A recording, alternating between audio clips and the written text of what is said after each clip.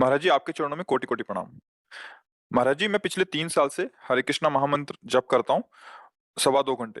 महाराज जी, आपका सत्संग मैं यूट्यूब पर कई वर्षों से सुनता हूँ। आप कहते हैं कि श्री राधा कृष्ण के आश्रित और भरोसे हो जाओ और उनकी शरणागति ले लो। महाराज जी, मैं राधा कृष्ण के आश्रित अपने आप को करता हूँ, परंतु उन उनके पूर्ण आश्रित नहीं हो पाता, जिससे शंका और भय से प्रभावित रहता हूँ और मन बेचैन रहता है। महाराज जी, मेरा मार्गदर्शन करें। इतना तो पकड़ लिया कि पूर्ण आश्रित नहीं हो पा रहे, तो इतना और पकड़ लो कि कौन सा ऐसा आश्रय है जो पूर्ण आश्रित नहीं होने देता।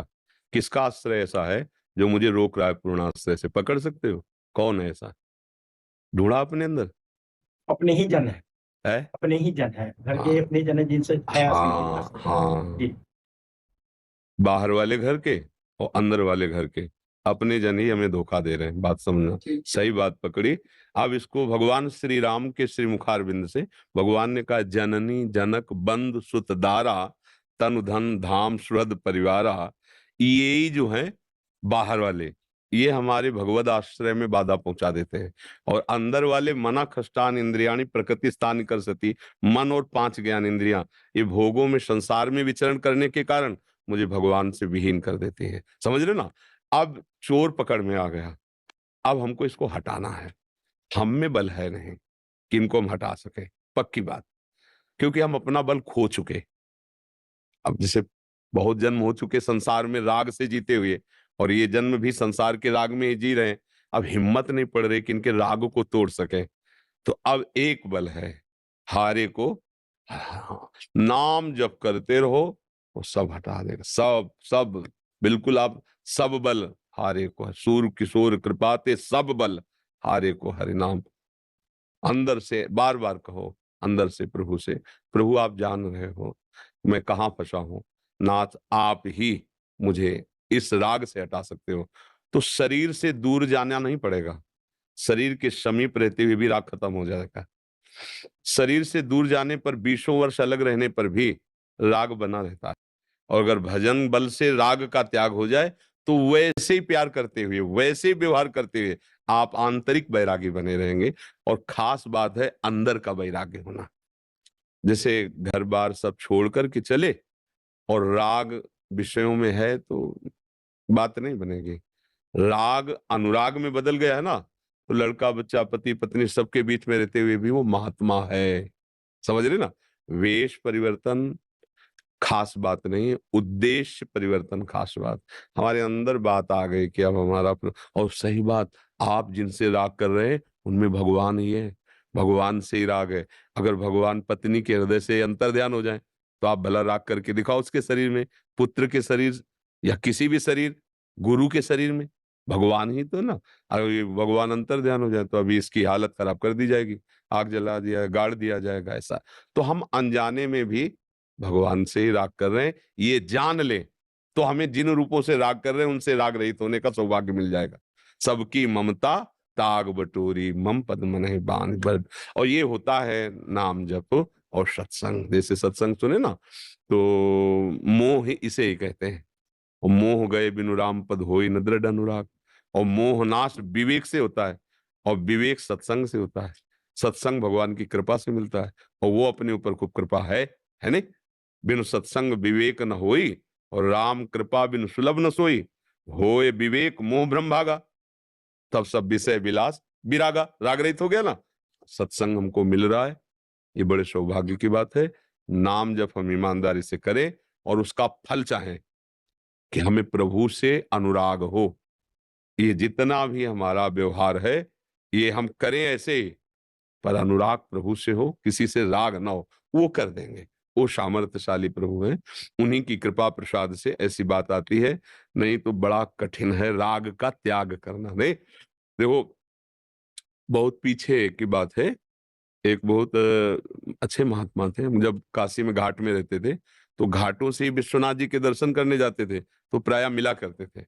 तो एक बार वो मिले तो बहुत उदास थे। तो हमने कहा, स्वामी जी आपका चेहरा उदास ऐसा बता रहा है जैसे आप किसी गहन सांसारिक चिंतन में हो। भागवतिक चिंतन का चेहरा और सांसारिक चिंतन का चेहरा तो ये जो बच्चे सेवा में रहते हैं ये पहचान लेते हैं। जहां वो देखेंगे तो कह देते, महाराज जी इस समय आप किसी की चिंता में लगे, कोई बात हो गई, क्या बात है, आप किस चिंता में हो, आप उसको बाहर कर दो तो अपने लोग उसका ऐसे बच्चे ही कह तो फिर तो ऐसे पहचाना जा सकता है ना। तो उनसे हमने कहा महाराज जी आपका जो चिंतन है वो संसारिक चल रहा है, क्या बात है आपकी। तो उन्होंने कहा कि महाराज क्या बताएं, हमसे गलती हो गई। धीरे धीरे हमने 90,000 रुपए एकत्रित किए। ये 25-28 वर्ष पहले की बात होगी। 90,000 रुपए। और मेरा भाई गरीब था, उसकी बेटी का ब्याह था, तो हमने सोचा कि बेटी के ब्याह में दे देना कोई मतलब पाप तो नहीं है, पर उनके लिए पाप है। सन्यासी ना, सन्यासी के लिए सन्यास धर्म में जैसे ऐसे जब वैरागी हो गए तो फिर अपनी और पराई बेटी का भेद नहीं है। वो चाहे रोड में रख दो, चाहे कहीं फेंक दो, पर अपनापन करके अगर परिवार वालों को घर को दिया गया तो वो मिटिया मिट कर देगा। पर मोह के कारण समझ में नहीं आया, उन्होंने दे दिया। ब्याह हुआ, कुछ दिन बाद पति समाप्त हो गया लड़की का। अब वो कहे तो किसी से नहीं, पर उनको आगे जलाए डाल रही थी कि अगर मैं ये जो दक्षिणा मिलती रही ना लेता, एकत्रित ना करता, तो मेरे अंदर ये भाव ना आता, मैंने दिया तो मैं जानता हूं मेरे ही अपराध का फल है। तो वो बहुत फिर उनको जैसे भगवान ने प्रेरणा की, महाराज जी भगवान का विधान प्रबल होता है, आप तो एक निमित्त मात्र हैं, पर अंदर अंदर हमें शिक्षा मिल रही थी कि भगवान इस रूप में शिक्षा दे रहे हैं। मुंह छोड़ पाने, देखो सन्यासी हो गए, हाँ मुंह देखो ले गए ना घसीट के।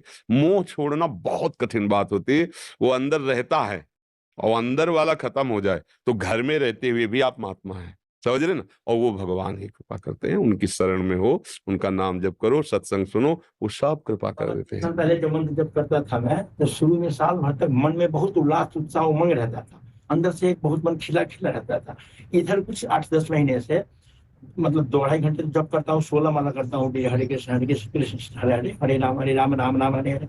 लेकिन इधर 7-8 महीने से एक अजीब सा डर संघात छाया रहता, वही अपने निज जन से, घर के जन से। इसका कारण मोह माने होता है अज्ञान, इसका कारण अज्ञान है। भक्त का हृदय जब एकमात्र भगवान का आश्रय ले लेता है तो पहला लक्षण प्रकट होता है निर्भय, फिर होता है निश्चिंत, फिर होता है निशोक, ये लक्षण आने लगे।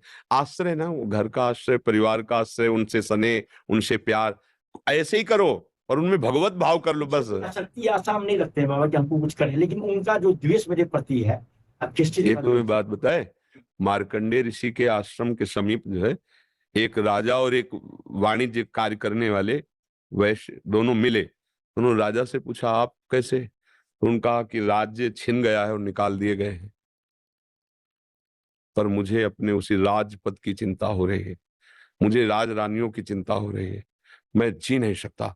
और आप यहाँ कैसे? तो बोले परिवार के जिनके लिए मैंने पूरा जीवन सब कुछ किया ना, उन्होंने धक्का मार के मुझे निकाल दिया है, पर मेरा मन उन्हीं के लिए रो रहा है, मैं उनके बिना जी नहीं सकता। तो बोले पास में मार्कंडेय जी का आश्रम है, उनके पास चलते हैं, प्रश्न करते हैं।